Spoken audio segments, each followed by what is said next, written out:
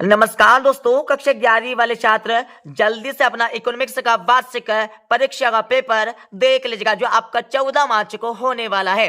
दोस्तों, इस पेपर में से आपकी परीक्षा में सभी सेटों में 60 प्लस अंकों के फुल गारंटी के साथ पूछे जाने वाले हैं, इसलिए आप इस पेपर को अच्छे से समझकर याद कर लीजिएगा।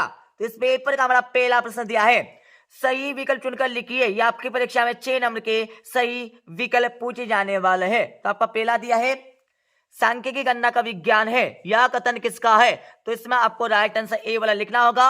दूसरा क्वेश्चन आपका दिया है, आंकड़ों के वर्गीकरण में पहला कदम है, तो इसमें आपको राइट आंसर ए वाला वर्गीकरण आपको लिखना है। तीसरा प्रश्न आपका दिया है, किसी वर्ग के ऊपरी सीमा और निचली सीमा के बीच के अंतर को कहा जाता है, तो इसमें आपको राइट आंसर बी वाला वर्ग अंतराल आपको लिखना है। चौथा आपका सही विकल्प देख लीजिएगा, एक निर्देशांक में P0 प्रकट करता है, तो इसमें आपको राइट आंसर सी वाला आधार वर्ष की कीमत आपको लिखना है। अच्छे से समझकर याद कर लीजिएगा। अब यहाँ पर पांचवा सही विकल्प देख लीजिएगा, मानव पूंजी निर्माण के स्रोत है, तो इसमें आपको राइट आंसर लिखना होगा डी वाला उपयुक्त सभी।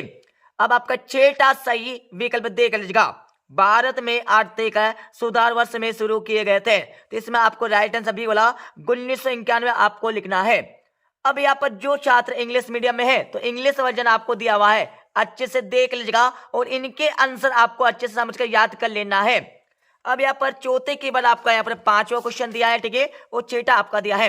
इनको देखने के बाद इसके नीचे आपको आंसर की भी मिल जाएगी।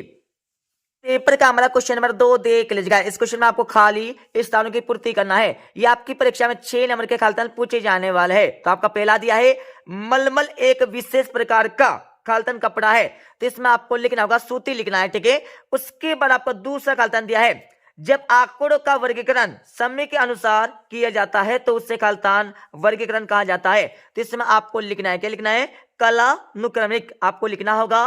तीसरा आपका खालतान दिया है, चीन में ग्रेट लीप फॉरवर्ड अभियान खालतान में शुरू हुआ, तो इसमें आपको लिखना होगा 1958 आपको लिखना है। अब यहाँ पर हमारा चौथा खालतान देख लेगा, सांख्यिकी खालतान का विज्ञान है, तो इसमें आपको लिखना होगा अनुमानों एवं संभावनाओं। अब यहाँ पर पांचवा खालतान देख लेगा, मांग में कमी खालतान बेरोजगारी का मुख्य कारण है, तो इसमें आपको लिखना होगा चक्री लिखना है। अब यहाँ पर हमारा छठा खालतान देख लेगा, भारत की राष्ट्रीय आय में खालतान क्षेत्र का सर्वाधिक योगदान है, तो छठे खालतान में आपको लिखना होगा सेवा क्षेत्र लिखना है। अच्छे से समझकर याद कर लीजिएगा।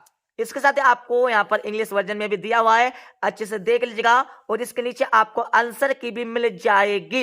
अब इस पेपर का हमारा क्वेश्चन नंबर 3 देख लीजिएगा। इस क्वेश्चन में आपको क्या करना है, सत्य और असत्य बताना है। यह आपकी परीक्षा में 6 नंबर के सत्य असत्य पूछे जाने वाले हैं। तो आपका पहला दिया है, एचडीआई के मुख्य घटक 3 है, तो पहला आप लगा लीजिएगा, पहला हो जाएगा बिल्कुल सत्य हो जाएगा।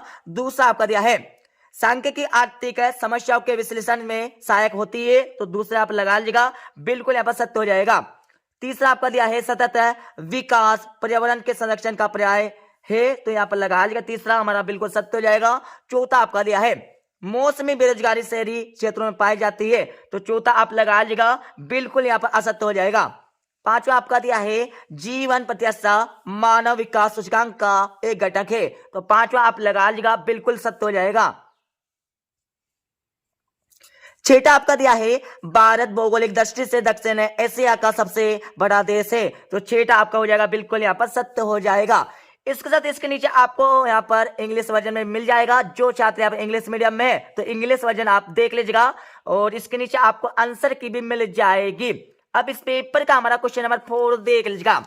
इस क्वेश्चन आपको क्या करना है, सही जोड़ी का मिलान करना है। यह आपकी परीक्षा में 7 नंबर की सही जोड़ी पूछी जाने वाली है, तो यहाँ पर सही जोड़ी का मिलान कर लीजिएगा। मैं सही जोड़ी का मिलान भी बता देता हूं। तो आपका पहला दिया है सहकारिता, तो सहकारिता में आपको लगाना होगा क्या, आर्थिक संगठन आपको लगाना है। दूसरा आपका दिया है केंद्रीय प्रवृत्ति की माप, तो दूसरे में आपको लगाना होगा यहाँ पर समांतर माध्य आपको लिखना है।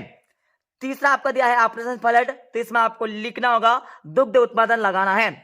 चौथा आपका दिया भारत में वर्तमान जीवन प्रत्याशा, तो चौथी में आपको लिखना होगा 65 वर्ष लिखना है। पांचवा आपका दिया है नाबार्ड की स्थापना, तो पांचवी में आपको लिखना होगा 1982 आपको लिखना है। और छठा आपका दिया है विश्व व्यापार संगठन की स्थापना, तो इसमें आपको लिखना है क्या, बी वाला 1995 आपको लिखना है। और सातवां आपका दिया राष्ट्रीय शिक्षा नीति, तो इसमें आपको 2020 लिखना है। अच्छे से यहाँ पर याद कर लीजिएगा। इसके साथ इसके नीचे आपको इंग्लिश वर्जन में भी दिया हुआ है, तो जो चाहते हैं आप इंग्लिश मीडियम में तो इंग्लिश वर्जन देख लीजिएगा। और इसको देखने के बाद इसके नीचे आपको आंसर की भी मिल जाएगी। अब इस पेपर का हमारा क्वेश्चन नंबर 5 देख लीजिएगा।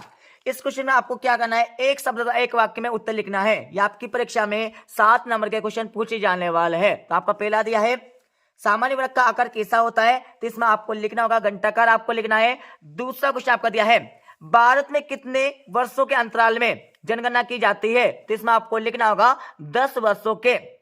तीसरा क्वेश्चन आपका दिया है काटो एवं जलाओ का संबंध किससे है, तो इसमें आपको लिखना होगा स्थानांतरित कृषि। उसके बाद आपका चौथा क्वेश्चन देख लीजिएगा, जीडीपी का पूर्ण रूप क्या है, इसके बारे में आपको लिखना होगा। तो इसमें आपको राइट आंसर सकल घरेलू उत्पाद लिखना है।